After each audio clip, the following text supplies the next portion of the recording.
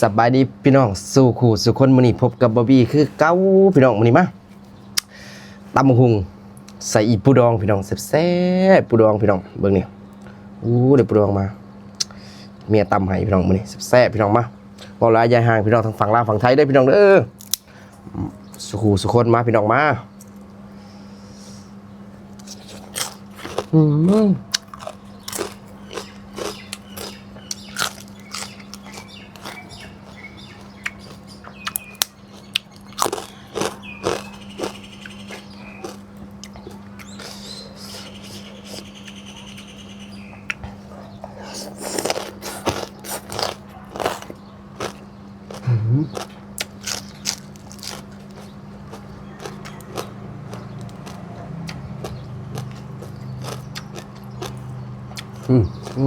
เราไม่ไข่พี่น้อง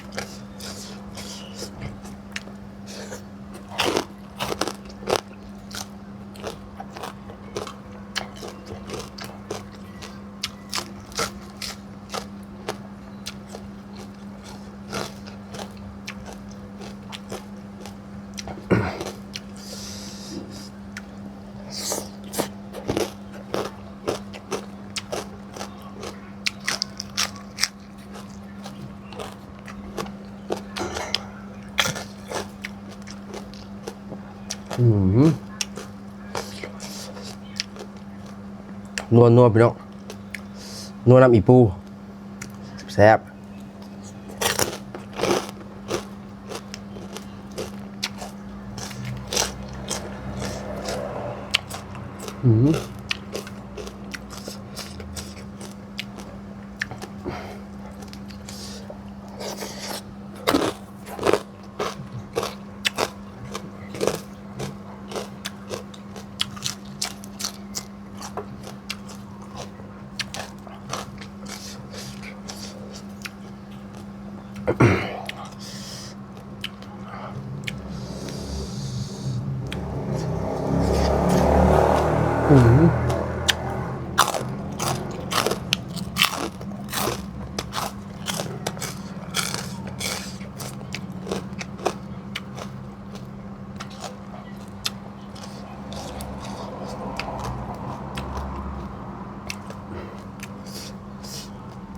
นี่พี่น้องคำนี้แซ่บบ่มีคำว่าบรรยะบรรยังพี่น้องอุ๊ยแซ่บ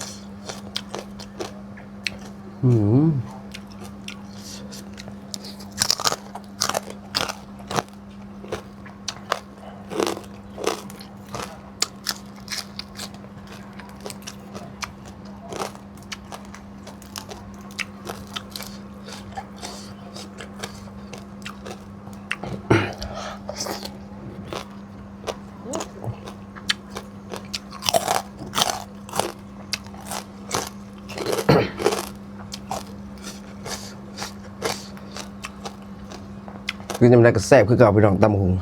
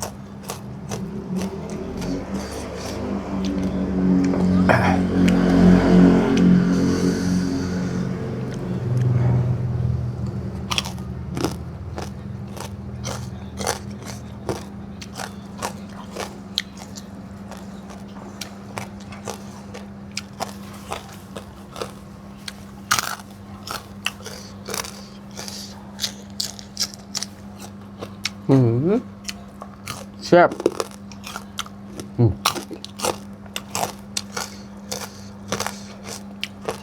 เดี๋ยว